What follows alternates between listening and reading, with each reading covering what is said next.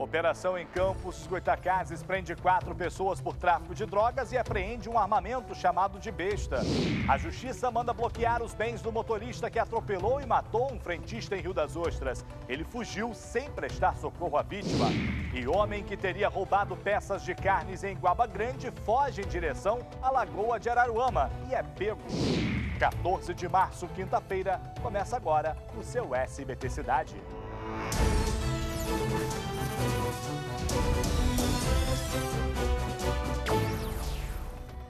Olá, bem-vindo mais uma vez ao nosso jornal. Prazer imenso ter você do outro lado acompanhando o nosso trabalho. Vamos com as notícias mais importantes de todo o estado do Rio de Janeiro até encontrarmos com o seu SBT Brasil. A gente começa com essa informação falando das homenagens pelo primeiro ano das mortes da vereadora Marielle Franco e do motorista dela, Anderson Gomes, que começaram cedo as homenagens no local do crime, no Estácio, na capital fluminense. O Daniel Penafirme esteve por lá e acompanhou como foi. Veja. Onde um ano antes houve noite de tragédia, amanhã foi de flores brancas, velas e homenagens. O evento se chamou Amanhecer por Marielle e reuniu ativistas que conviveram com ela. Chama, mulher negra é força e clama. Nos cartazes, as fotos que imortalizaram o sorriso e a expressão de luta da vereadora Marielle Franco. A faixa pedia justiça e nas inscrições, perguntas que ainda permanecem sem resposta. Em um ano, as investigações tiveram muitas idas e vindas e apenas nesta semana a polícia prendeu o principal suspeito de ter dado os tiros em Marielle e Anderson e também um homem apontado como o motorista do carro usado no dia do crime. Mesmo assim, entre todos aqui, o sentimento é um só, de que este crime está longe de uma solução completa e definitiva. Esse foi um crime político absolutamente sofisticado, tem gente poderosa por trás desse crime e a sociedade brasileira exige que a gente saiba quem mandou matar Marielle e Anderson. Por isso estamos nas ruas hoje, desde cedo, nas praças, com a dor da perda da nossa companheira, da nossa amiga, mas ao mesmo tempo seguindo na luta, porque é assim que a gente inclusive vai derrotar esses assassinos. Justiça por Marielle e Anderson. Ao longo do dia estão agendados outros eventos para marcar este um ano sem Marielle e Anderson. Sem celebração, é claro, mas com expressões de seriedade. Tudo para não deixar a chama da vida de alguém tão querida se apagar. Esse dia é um pouco buscando essa ancestralidade, né? Dizendo a força que ela tinha, a força que ela tem e como é que ela está presente entre nós. Então, por isso nós vamos cantar, por isso nós vamos dançar, por isso nós vamos reclamar, por isso nós vamos dizer que não estamos contentes com os resultados até agora. Marielle! Presente! Agora e sempre! É um dia de muita tristeza, porque foi um atentado contra a democracia no nosso país. Isso é muito grave, isso é muito sério.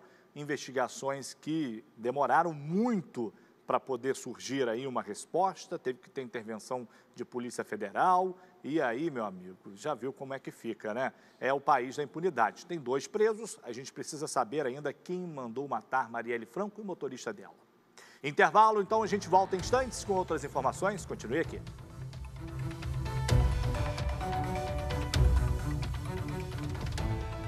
Voltamos no intervalo com essa informação. A Justiça mandou bloquear os bens do homem acusado de atropelar e matar o frentista David Pires, de 20 anos.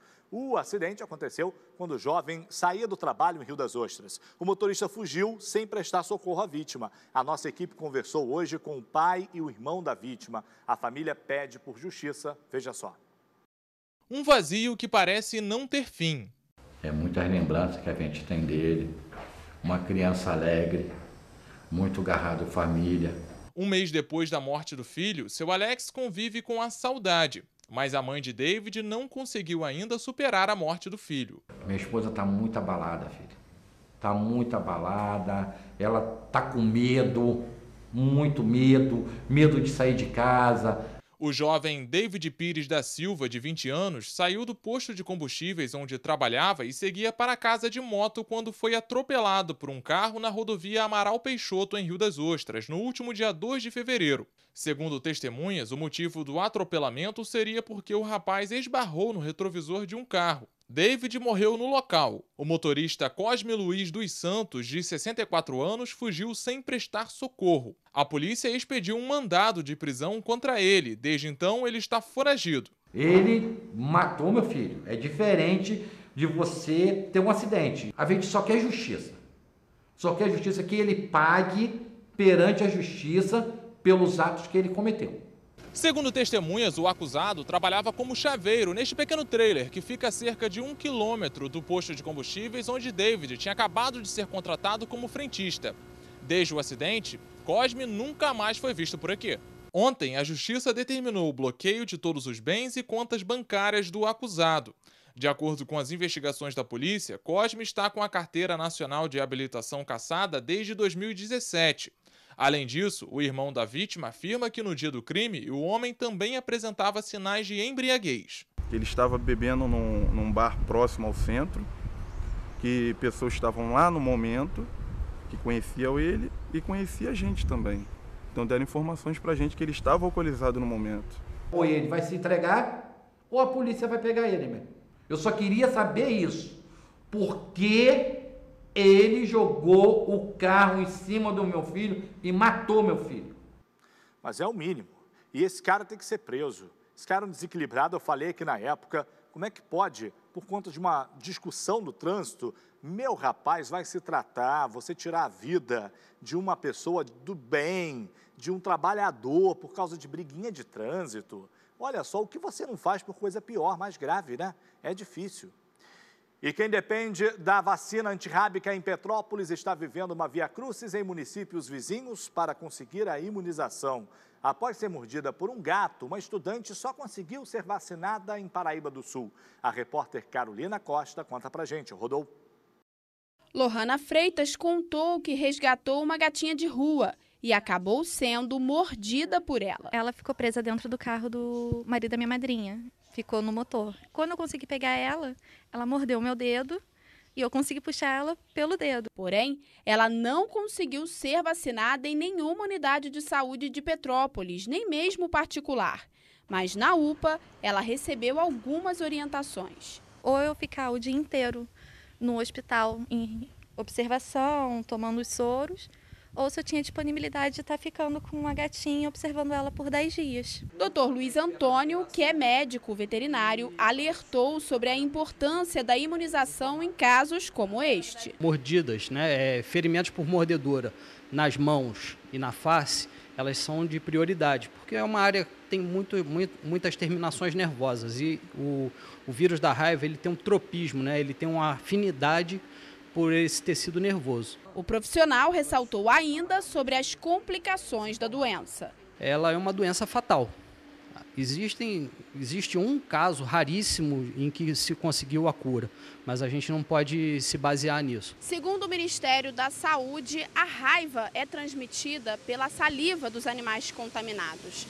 E entre as formas mais comuns de contágio estão os arranhões, principalmente as mordidas e também as lambidas destes animais. O médico veterinário disse que a chegada da vacina antirrábica para a imunização dos animais também tem enfrentado alguns transtornos. Essas vacinas elas eram analisadas por um laboratório governamental e um particular. Esse particular foi descredenciado, o que causou um afogamento no serviço público, Então, as clínicas têm uma certa dificuldade de adquirir. A Superintendência de Vigilância Epidemiológica da Secretaria Estadual de Saúde informou que a vacina antirrábica é disponibilizada pelo Ministério da Saúde. Informou ainda que o município de Petrópolis retirou 200 doses da vacina em março. De Petrópolis a Paraíba do Sul, imagina a distância, não é nada perto, você tem aí mais de 1 hora de viagem até você chegar ao atendimento, você já adquiriu as doenças aí. Não pode continuar assim, tem que colocar essa vacina em dia na cidade. Um homem foi preso ontem em Petrópolis acusado de estuprar uma criança de 9 anos. Olha aí, gente, que monstro, hein?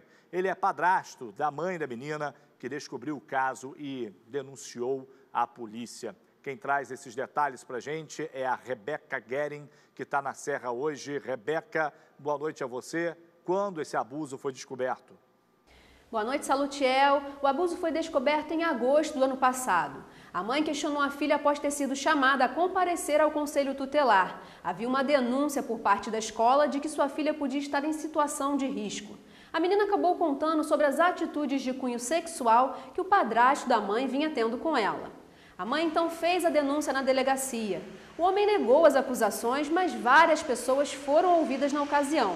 Inclusive a irmã mais velha da menina também relatou atitudes abusivas por parte do acusado. Ele foi preso nesta quarta-feira, em casa, com um mandado de prisão preventiva expedido pela Vara de Violência Doméstica de Petrópolis. O suspeito ficará preso até o fim do processo. Salutiel. Esse monstro estaria no lugar de avô dessa criança, né? Já que ele é padrasto da mãe da criança. Olha aí, uma criança de 9 anos, tu é, meu amigo, um monstro. Tu tem que permanecer na cadeia, não sair nunca mais. Divide a tela.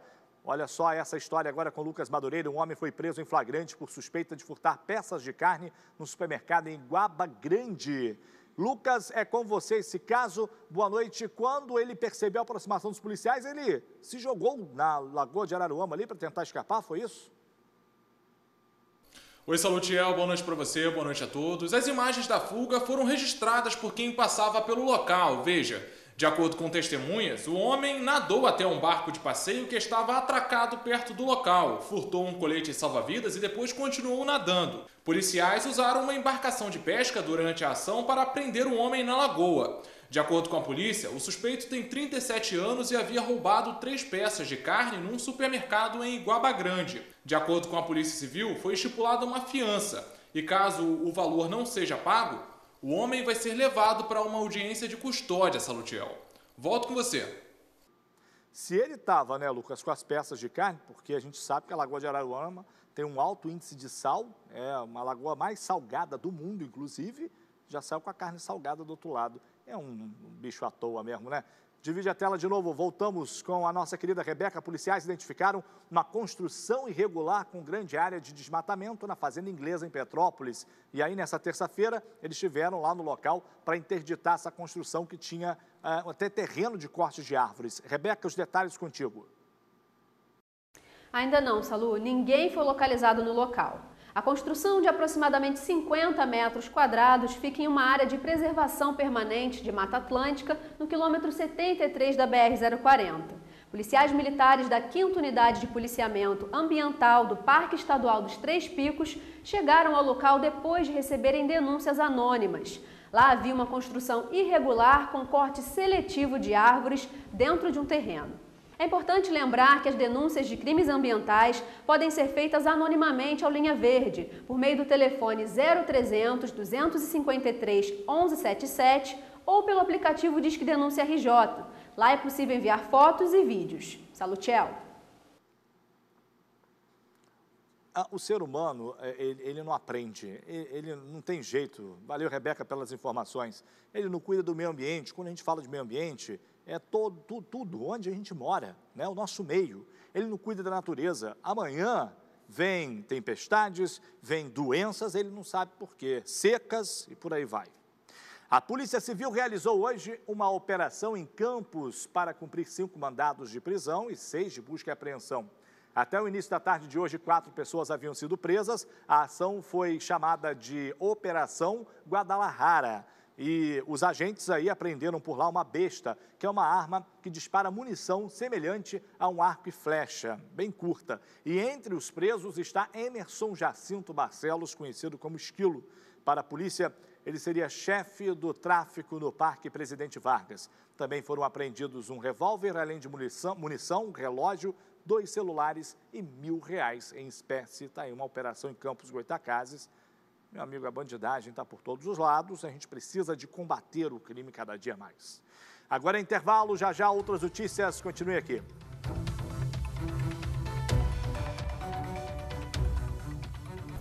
Voltamos no intervalo com essa informação. O Tribunal Superior Eleitoral concedeu habeas corpus para o ex-prefeito de Silva Jardim, Anderson Alexandre, e para o vereador Rony Luiz Pereira da Silva. Os dois foram presos em novembro do ano passado, acusados de fraudar atas de convenção partidária das eleições de 2016. Volta com a gente aqui, Cadu. Coloca o Lucas novamente, ele está plugado. Vamos voltar com ele porque ele tem informações sobre esse assunto. Olha a janelinha aí. Boa noite, Lucas, mais uma vez. Os dois já saíram da cadeia? Conta pra gente. Salutiel, a expectativa é que os dois deixem a prisão ainda hoje. O julgamento que concedeu o habeas corpus para o ex-prefeito de Silva Jardim, Anderson Alexandre, e o vereador Rony Luiz Pereira da Silva, os dois do Solidariedade, foi ontem à noite. De acordo com as investigações do Ministério Público Estadual, os políticos teriam fraudado atas de convenção partidária para concorrer às eleições de 2016. De acordo com a denúncia, a convenção partidária sequer teria ocorrido e os envolvidos teriam utilizado documentos falsificados no registro das candidaturas. Agora, com o habeas corpus, os políticos vão responder em liberdade e Anderson Alexandre, que foi eleito deputado estadual no ano passado, deve assumir ao cargo nos próximos dias, Salutiel. Volto com você. Claro, né, Lucas, a gente precisa que as investigações sejam concluídas, que tudo seja esclarecido. Mas o que a gente está acostumado a ver é isso, político vai preso, depois político sai pela porta da frente, ainda volta a assumir o cargo, muitas das vezes, né? Valeu, Lucas, mais uma vez pelas informações. E olha que bacana, em Petrópolis, os produtores rurais vão ganhar novos recursos para agitar as vendas. Novas parcerias firmadas pelo município vai oferecer crédito e máquinas de cartões aos feirantes. Veja só. Ana Paula é feirante há mais de 20 anos. Ela contou com alegria que o negócio foi herança do pai. Ana acredita que a medida vai movimentar as vendas. Não tem dinheiro para esse cartão, aí é bom.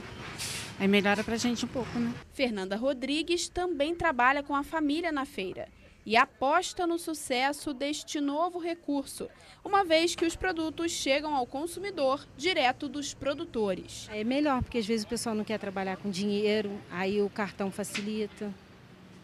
E assim, pra gente eu acho que vai melhorar. Dona Marisa, cliente da feira, gostou da novidade. Mais precisão, né? Tem que ter, né, alguma coisa para pagar as compras, né? E a dona Maria Lúcia, que é aposentada, também achou a iniciativa positiva. Tudo que é progresso é bem-vindo, não é? Aí vai depender de cada um dos comerciantes se vão querer ou não. Eu acho a ideia louvável, eu acho a ideia ótima, trabalhar com cartãozinho. Petrópolis tem mais de 700 produtores rurais e mais de 1.000 pessoas sobrevivem através dessa renda. Nas 13 feiras que são realizadas no centro da cidade e nos bairros durante a semana. A ação foi realizada com o apoio do Departamento de Agricultura da Secretaria de Desenvolvimento Econômico. Boa notícia, então. Olha, o Espaço Empreendedor funciona de segunda a sexta-feira, de 10 da manhã às 5 da tarde, na Avenida Barão do Rio Branco, número 2846. Um homem ficou ferido após a moto em que ele estava bater contra um ônibus ontem em Petrópolis. Apesar da batida feia, o motociclista de 34 anos só teve ferimentos leves. O acidente aconteceu na rua Quissamã. A vítima foi socorrida pelo Corpo de Bombeiros e encaminhada ao Hospital Municipal Dr. Nelson de Saerpe. Ainda bem que não terminou numa tragédia. A gente está acostumado a ver aí muitas mortes no trânsito envolvendo motocicletas. O prefeito de Niterói, Rodrigo Neves, deixou o complexo penitenciário de Bangu. Acusado de receber propina de empresas de ônibus, ele teve a prisão revogada pela Justiça. Vamos rodar. Rodrigo Neves saiu caminhando ao lado da filha, grávida de seu primeiro neto. Amigos e parentes que estavam esperando comemoraram.